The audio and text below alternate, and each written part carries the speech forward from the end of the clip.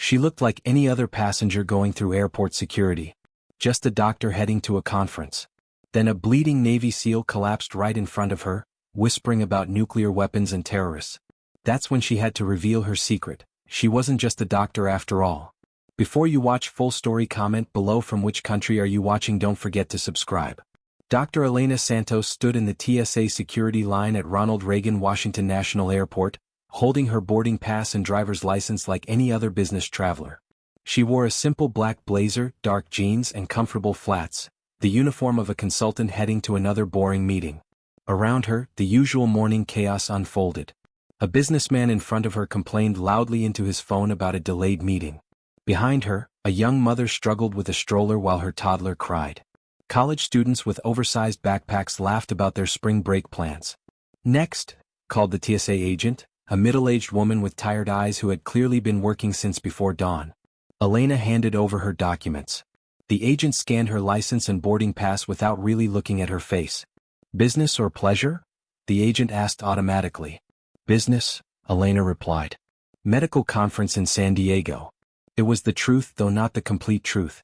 Elena was indeed a doctor, but her medical degree was just one of many qualifications listed in a classified file that would never see daylight. The agent handed back her documents. "Enjoy your flight." Elena moved to the conveyor belt and placed her laptop bag and small carry-on into the gray plastic bins. She had learned long ago to travel light and blend in.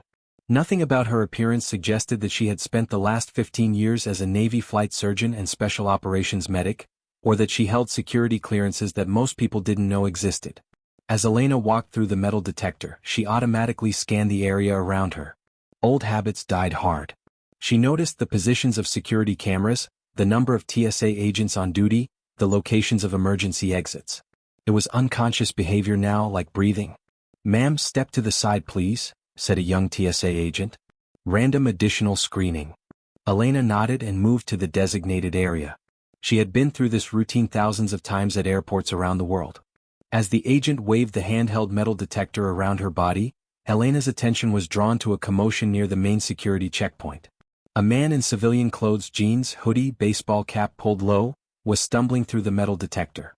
He looked like any other early morning traveler, but something about his movement caught Elena's trained eye. The man's gait was wrong.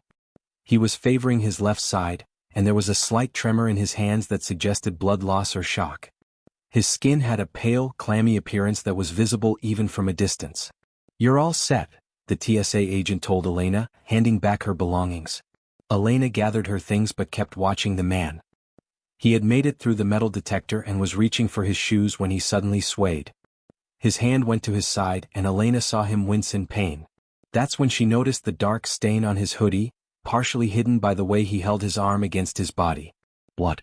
Elena was moving before she consciously made the decision. Years of emergency medical training had taught her to react instantly when she saw someone in distress. The man took 2 more steps toward the shoe collection area, then his knees buckled. He went down hard, his baseball cap flying off to reveal short-cropped hair and a face that Elena immediately recognized as military, the jawline, the bearing, the 1,000-yard stare that came from seeing too much combat. "Oh my God!" screamed a woman nearby. "Someone call 911. TSA agents rushed toward the collapsed man, but they clearly didn't know what they were dealing with. Elena could see the confusion on their faces as they tried to decide if this was a medical emergency or a security threat. "Sir, can you hear me?" one agent was saying, kneeling beside the man but afraid to touch him. Elena pushed through the small crowd that had gathered. "I'm a doctor," she announced, dropping to her knees beside the unconscious man.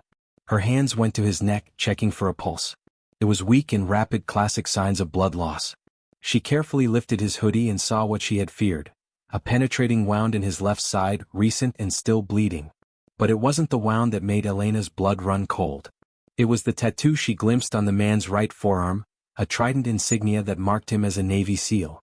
"Everyone step back, please," Elena said with the calm authority that came from years of treating wounded soldiers in combat zones.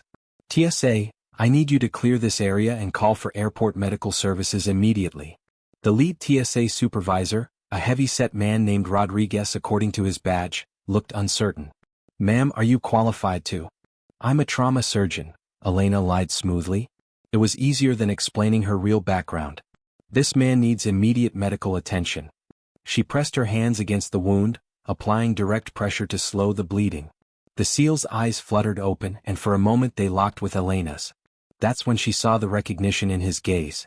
Military to military. He knew she wasn't just another civilian doctor. Can you tell me your name? Elena asked, loud enough for the TSA agents to hear. The SEAL's lips barely moved. Miller, he whispered.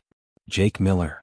But then his voice dropped even lower so only Elena could hear. Package, compromised, they're coming? Elena's training kicked in. In special operations, package could mean intelligence, a person, or a mission. Compromised meant blown. And they're coming meant immediate danger. She looked into Miller's eyes and gave the slightest nod to show she understood. Airport medical services arrived within minutes. 2 paramedics with a stretcher and medical bag. Elena quickly briefed them on Miller's condition while continuing to apply pressure to his wound. Penetrating abdominal wound, possible internal bleeding, signs of shock, she reported in medical shorthand. He needs immediate transport to a trauma center. As the paramedics took over, Elena noticed Miller trying to reach into his jacket pocket. She moved to block the view of the TSA agents and helped him retrieve what he was reaching for. It was a small black device that looked like a USB drive, but Elena recognized it immediately. It was a military-grade encrypted storage device used for classified intelligence. Miller pressed it into her palm. Phoenix Protocol, he whispered urgently. Tell them. Phoenix Protocol. Elena's blood went cold. Phoenix Protocol was a code name she hadn't heard in 5 years, but she would never forget it. It had been her last mission before leaving active duty, a classified operation involving the interdiction of weapons-grade nuclear material. If Phoenix Protocol was active again, it meant someone was trying to acquire nuclear weapons on American soil. Where? She whispered back. Norfolk Shipyard, tonight? Miller's eyes rolled back and he lost consciousness again. The paramedics were already lifting him onto the stretcher. We need to move now, one of the paramedics said. He's lost a lot of blood. Elena stood up, her mind racing. She had classified intelligence that could save thousands of lives, but she was just a civilian now. She had no official authority, no way to contact her old unit, no immediate access to military command structure. Ma'am, we'll need you to come with us to give a statement, TSA Supervisor Rodriguez said as the paramedics wheeled Miller away. Elena looked at the encrypted device hidden in her palm, then at the crowd of civilian travelers who had no idea how much danger they might be in. Of course, she said. But first, I need to make a phone call. Rodriguez nodded. You can use the phone in our office. Elena followed him through a secure door marked, TSA personnel only. As they walked down a corridor lined with security monitors, she was already planning her next moves. She had memorized a dozen emergency contact numbers during her years in special operations. Most of them probably wouldn't work anymore, but she only needed one to connect. In the TSA office, Rodriguez gestured to a desk phone.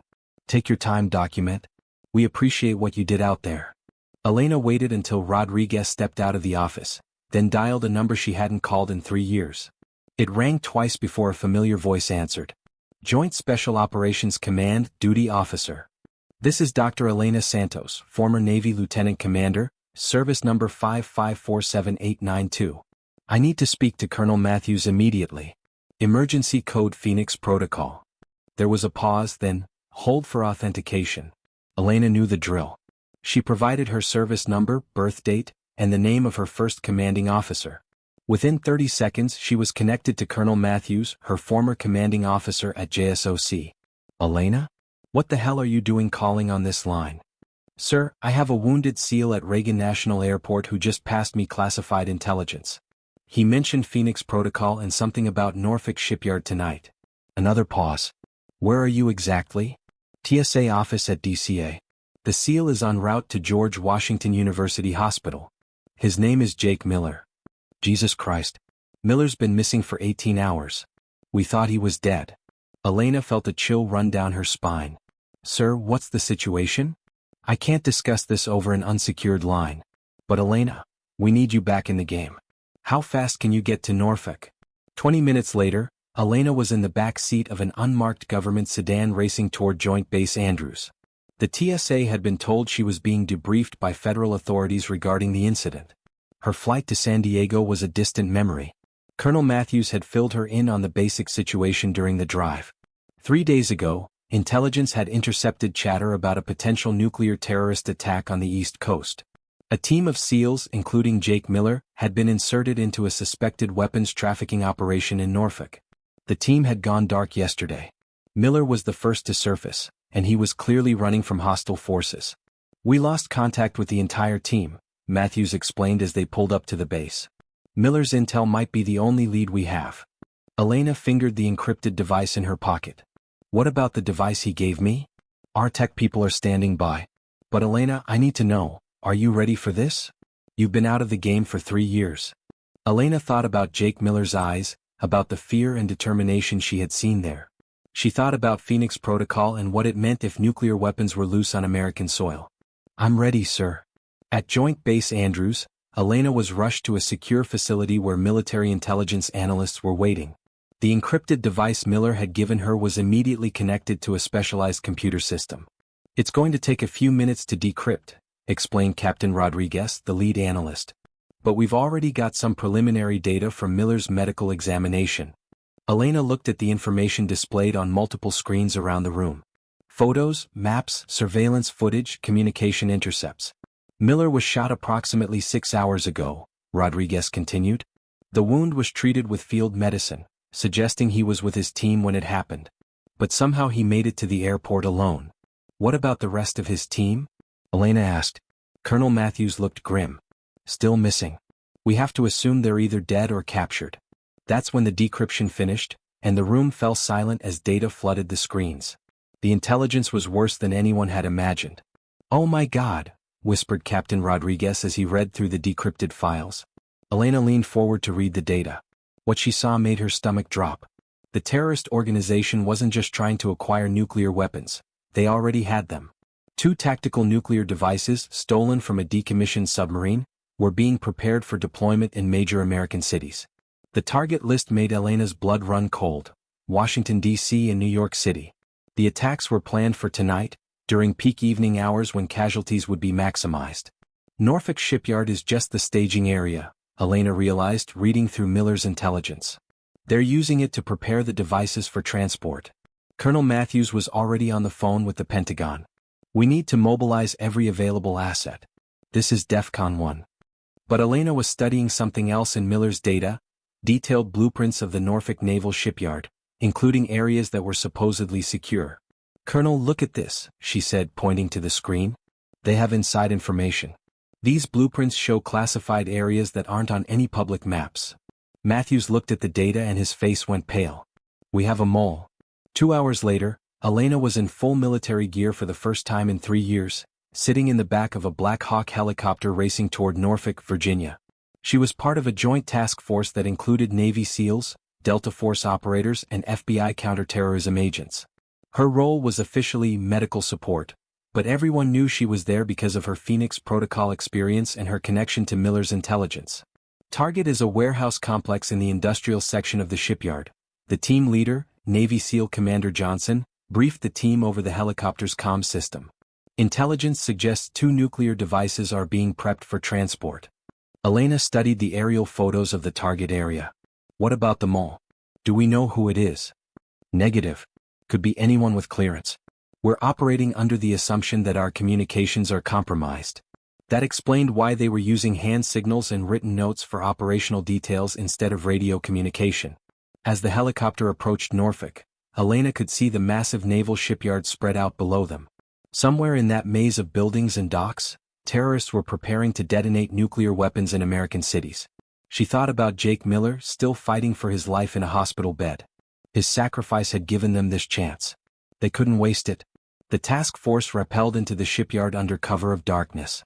Elena's heart was pounding as her boots hit the ground. She hadn't done a tactical insertion since her last Phoenix Protocol mission. But the training came back instantly. She moved with the team in perfect silence, weapon ready, senses alert to every sound and shadow. The warehouse complex was exactly where Miller's intelligence had indicated. Through night vision scopes they could see guards patrolling the perimeter, but these weren't ordinary security guards. They moved with military precision and carried automatic weapons. Commander Johnson used hand signals to position his team around the building. Elena was assigned to the medical team that would secure any wounded and provide combat medical support. Through her scope, Elena could see into the warehouse through a dirty window. What she saw made her heart race.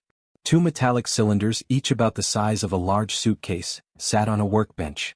Men in civilian clothes were working on them with electronic equipment. Nuclear weapons. Being prepared for deployment. The assault began at exactly 0200 hours. Elena watched from her position as SEAL teams breached the warehouse from 3 different entry points simultaneously. The sound of flashbang grenades and automatic weapons fire filled the night air. Elena's team moved in behind the assault force, ready to treat wounded and secure the area. Inside the warehouse, Elena could see the battle unfolding through the smoke and chaos. The terrorists had been ready for them. This was clearly a professional operation, not amateur extremists. "Medical, we need you in here," came the call over her earpiece. Elena ran into the warehouse, medical bag in hand. 2 SEALs were down, wounded but alive. She immediately began treating their injuries while the firefight continued around her. But as she worked, she noticed something that made her blood run cold. The workbench where the nuclear devices had been was empty. "Commander," she shouted over the gunfire. "The devices are gone." Commander Johnson appeared beside her, his face grim. "We were too late. They moved them." But Elena was already studying the empty workbench, looking for clues. Her medical training had taught her to notice details that others missed. "Look at this," she said, pointing to fresh tire marks on the warehouse floor. "Heavy vehicle, recent. They left maybe an hour ago." Within minutes, Elena was back in a helicopter, this time chasing a convoy of trucks that satellite surveillance had spotted leaving Norfolk 20 minutes earlier. 2 vehicles heading north on Interstate 64, the pilot reported. Estimated speed 70 miles per hour. Elena looked at the map displayed on the helicopter's tactical screen. If they maintained that speed and direction, they could reach Washington, D.C. in 3 hours. Commander Johnson was coordinating with multiple agencies over encrypted communications. "We've got roadblocks being set up, but these guys are professionals. They'll have alternate routes planned." Elena studied the convoy through the helicopter's surveillance equipment. 2 black SUVs, windows tinted, license plates probably fake. Somewhere in those vehicles were nuclear weapons that could kill hundreds of thousands of people. "Can we intercept them before they reach populated areas?" Elena asked. "We're going to try. But Elena, if this goes wrong..." Elena knew what he meant. If the terrorists detonated the weapons during the chase, the casualties would still be enormous. She thought about Jake Miller again, about his sacrifice to get this intelligence to the right people. They couldn't let his effort be wasted. The chase lasted 47 minutes. Elena watched from the helicopter as ground units finally cornered the convoy on a stretch of highway near Richmond, Virginia. "All units, this is command," came the voice over the radio. "Remember, we need those devices intact. No explosives, no heavy weapons fire." Elena could see the drama unfolding below as police and military vehicles surrounded the 2 SUVs. For a moment, it looked like the terrorists might surrender. Then the shooting started. Elena's helicopter was ordered to land so she could provide medical support for the ground operation. As soon as they touched down, she was running toward the firefight with her medical bag. The battle was fierce but brief. When the smoke cleared, 4 terrorists were dead and 3 were wounded and in custody. But Elena's attention was focused on the 2 black cases that had been recovered from the vehicles. Nuclear devices. Still armed and ready for deployment. "Bomb disposal is en route," Commander Johnson told her as they secured the area. "But Elena, we need to know, do you think there are more?" Elena looked at the captured terrorists, at the sophisticated equipment in the vehicles, at the professional nature of the entire operation. "This was too easy," she said finally. "Miller's intelligence was too convenient. I think we were meant to find these." Commander Johnson's face went pale. "You think this was a diversion?" Elena's suspicions were confirmed an hour later when analysts at the Pentagon called with devastating news. The nuclear devices they had captured were sophisticated fakes. Real enough to pass initial inspection, but containing conventional explosives instead of nuclear material. "We've been chasing the wrong target," Colonel Matthews told Elena over secure communications. "The real weapons are still out there." Elena felt sick. While they had been chasing decoys across Virginia, the real nuclear weapons were being moved into position for their actual targets. "What about Miller's intelligence?" Elena asked. "Was it deliberately false?" "We don't think so. Miller believed he was providing accurate information. But someone fed his team false intel from the beginning." Elena realized the scope of the deception. The mole wasn't just providing information to terrorists, they were actively manipulating American intelligence to create a diversion. Sir, we need to go back to the beginning. What was Miller's team really investigating before they went dark? Colonel Matthews was quiet for a moment. A weapons trafficking operation that supposedly involved Russian arms dealers. But Elena, what if it was never about weapons trafficking? What if the entire thing was a setup to get our best people out of position? Elena felt the pieces clicking together in her mind. While we were focused on Norfolk, the real operation was happening somewhere else entirely. Elena was back at Joint Base Andrews within 2 hours, working with intelligence analysts to piece together the real scope of the terrorist operation. Look at this, Captain Rodriguez said, pointing to a timeline displayed on the main screen. Every piece of intelligence we've received about this threat has led us away from major population centers. Elena studied the pattern. They wanted us chasing our tails in rural areas while they moved the real weapons into the cities. But which cities? Colonel Matthews asked. And where exactly? Elena thought about everything Jake Miller had told her, about the fear in his eyes, about the urgency in his voice. He said Norfolk Shipyard, she said slowly. But what if he wasn't talking about Norfolk, Virginia? What if he meant something else? She grabbed a map and spread it on the table. Phoenix Protocol involved nuclear materials being moved through shipping ports. What if Norfolk wasn't a location? What if it was a code name? Captain Rodriguez's eyes widened. Phoenix, rising from ashes, rebirth. New York, Elena said, the realization hitting her like a physical blow. Phoenix Protocol was about New York City. The nuclear weapons are already there. Elena was on a helicopter to New York City within 30 minutes, part of a massive joint task force that included every available federal agent and military operator on the East Coast. But as they flew over the lights of the city below, Elena knew they were running out of time. The terrorists had been planning this operation for months, maybe years. They wouldn't wait much longer to execute it. Where in the city? Commander Johnson asked over the helicopter's comm system. New York is 8 million people spread over 5 boroughs. Elena closed her eyes and tried to think like the terrorists. Where would they place nuclear weapons for maximum psychological and physical impact? Symbolic targets, she said finally. Places that represent American power and freedom. Financial district? Times Square. Elena shook her head. Too obvious. And too well defended now, especially after September 11th. She thought about Phoenix Protocol, about rising from ashes, about the symbolism terrorists love to use. Brooklyn Bridge, she said suddenly. And the Statue of Liberty. Commander Johnson stared at her. You think they'd target the Statue of Liberty? Think about it, Elena said. 2 simultaneous detonations. One takes out the bridge and creates massive casualties. The other destroys the symbol of American freedom. The psychological impact would be devastating. Colonel Matthews' voice came over the radio. We're getting reports of suspicious activity on Liberty Island. Coast Guard spotted a boat approaching the island 20 minutes ago. Elena felt her heart racing. How long until we reach the city? 15 minutes to Manhattan, 20 to Liberty Island. Elena looked out at the lights of New York City growing larger below them. 8 million people going about their evening routines, completely unaware that nuclear weapons might be in their midst. The helicopter carrying Elena's team reached Liberty Island just as Coast Guard vessels were surrounding a small boat anchored near the docks.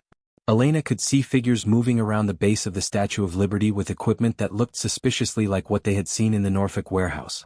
This is it, Commander Johnson said grimly. This is the real target.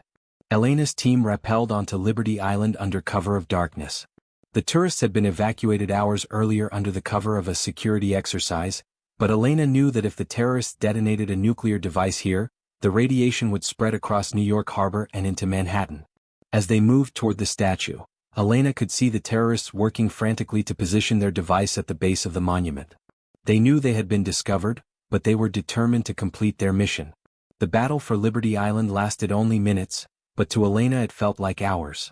She watched SEAL teams and FBI agents engage the terrorists while bomb disposal experts raced to secure the nuclear device. Elena's job was to provide medical support, but as she treated wounded operators, she kept one eye on the bomb disposal team working on the device at the base of the statue. How much time do we have? She called out to the lead technician. Timer shows 18 minutes, he called back. But I don't know if I can disarm it in time. Elena looked at the device and felt a chill of recognition. It was similar to one she had seen during Phoenix Protocol, but with modifications that made it more sophisticated. The detonation mechanism, she said, moving closer to examine it. It's using a dual trigger system. You can't just cut wires. The bomb technician looked at her with surprise. How do you know that? Phoenix Protocol. I helped design the countermeasures for these devices 3 years ago. Elena knelt beside the device and studied its components. The design was familiar, but there were new elements that made her nervous. There's a motion sensor, she realized. If we try to move it, it will detonate immediately. With 15 minutes left on the timer, Elena made a decision that could save or doom millions of lives. I can disarm it, she told Commander Johnson. But I need everyone to evacuate the island except for essential personnel. Elena, if you're wrong? If I'm wrong, we lose Liberty Island and part of New York Harbor. If we don't try, we lose much more. Commander Johnson nodded grimly and ordered the evacuation. Within minutes, Elena was alone with the device except for one bomb technician and a communications specialist who would relay her progress to the mainland. Elena's hands were steady as she began working on the device. Years of emergency medical training had taught her to stay calm under pressure, but this was different. One wrong move would kill her instantly and irradiate a massive area. Timer shows 10 minutes, the technician reported. Elena had identified the main trigger mechanism, but disabling it required removing a component that was connected to the motion sensor. She needed to find a way to fool the sensor into thinking the device hadn't been disturbed. I need something metallic, roughly the same weight as this component, she said. The technician searched through his equipment and found a tool that was approximately the right size and weight. This might work, Elena said, positioning the replacement component. But I'll only have one chance. With 3 minutes left on the timer, Elena made her move. In one fluid motion, she removed the trigger component and replaced it with the makeshift substitute. The motion sensor didn't detect the switch, but the timer kept counting down. There's a backup system, Elena realized. Even without the main trigger, it's still armed. With 2 minutes remaining, she located the backup detonation system hidden deeper in the device. This one was simpler but more dangerous to disarm because it was connected directly to the nuclear material. Elena, you need to get out of there, Commander Johnson's voice came over the radio. 1 minute 30 seconds. Elena ignored him and continued working. She could see the final wire that needed to be cut, but it was positioned so that any mistake would cause an immediate detonation. With 30 seconds left on the timer, Elena cut the wire. The device went silent. For a moment, Elena couldn't breathe. Then the bomb technician beside her let out a whoop of celebration. Device is safe, he reported over the radio. Repeat, device is safe. Elena sat back on her heels, her hands shaking from the adrenaline. She had just prevented a nuclear attack on New York City. But even as she celebrated, she knew there was still one more device somewhere in the city. The second nuclear device was located 40 minutes later by a joint FBI and NYPD task force that had been searching Manhattan while Elena's team dealt with Liberty Island. The device was hidden in a maintenance area beneath the Brooklyn Bridge, positioned to cause maximum damage to the bridge structure and create massive casualties during evening rush hour. But this time the authorities were ready. Using the knowledge gained from disarming the first device, bomb disposal experts were able to safely neutralize the second weapon with time to spare. Elena arrived at the Brooklyn Bridge location just as the all-clear was being given. She watched as FBI agents arrested the final members of the terrorist cell, including the mole who had been feeding them intelligence from within the Pentagon. It's over, Commander Johnson told her as they stood on the bridge looking out over New York Harbor. You saved millions of lives today. Elena looked toward Liberty Island, where the Statue of Liberty stood unchanged and unharmed. Jake Miller saved them, she said. I just finished the job. 3 days later, Elena visited Jake Miller at Walter Reed Medical Center. The Navy SEAL was awake and recovering from surgery to repair the damage from his gunshot wound. I heard what happened, Miller said as Elena entered his room. Thank you for understanding the message. Elena pulled up a chair beside his bed. Phoenix Protocol? Miller nodded. I knew if I said those words to someone with the right clearance, they'd know how serious this was. What happened to your team? Elena asked gently. Miller's face darkened. Ambush. They were waiting for us at Norfolk. Someone had given them detailed information about our operation. The mole has been arrested, Elena told him. Pentagon contractor who had been selling intelligence for 2 years. Miller was quiet for a moment. 6 good men died because of that bastard. Elena nodded. She had read the classified report on Miller's team. 6 elite Navy SEALs killed in the line of duty, betrayed by someone they trusted. Their sacrifice wasn't in vain, Elena said. If you hadn't made it to that airport, if you hadn't passed me that intelligence? 8 million people in New York City, Miller finished. I know. A week later, Elena was back at Ronald Reagan Washington National Airport, once again dressed as a civilian consultant heading to a medical conference. But this time was different. As she approached the security checkpoint, TSA Supervisor Rodriguez recognized her. "Dr. Santos," he said with a smile. "Good to see you again. How's that SEAL doing?" "He's going to make a full recovery," Elena replied. Rodriguez nodded. "What you did that day, we all heard about it. The whole country owes you a debt." Elena shook her head. "I was just in the right place at the right time." But as she walked through the metal detector, Elena knew that wasn't entirely true. Her years of military service, her Phoenix Protocol experience, her specialized training, all of it had prepared her for that moment when Jake Miller collapsed at her feet. Sometimes being in the right place at the right time meant being the right person with the right skills. As Elena boarded her flight to San Diego, the same flight she had been scheduled to take a week earlier, her phone buzzed with a text message from Colonel Matthews. "When you get back from your conference, we need to talk. There's something new we'd like you to consider." Elena smiled as she took her seat. She looked around the cabin at the other passengers, business travelers, families, college students, all going about their normal lives, unaware of how close they had come to disaster. She thought about Jake Miller's words, "Package compromised, they're coming." In the world of special operations there was always another package, always another threat, always someone coming. Elena settled back in her seat and closed her eyes. She had thought her military career was over when she left active duty 3 years ago. But maybe some careers never really ended. Maybe some people were always on call, always ready to stand between innocent civilians and those who would harm them. Her phone buzzed again. This time it was a message from Jake Miller. "Thank you for hearing what I was really saying. Stay ready." Elena typed back, "Always." As the plane climbed into the sky above Washington, D.C., Elena looked down at the city below. Somewhere down there, other people were planning other attacks, recruiting other moles, building other weapons. But they would find Elena Santos ready for them. Some passengers were just traveling to medical conferences. Others were guardians who never stopped watching.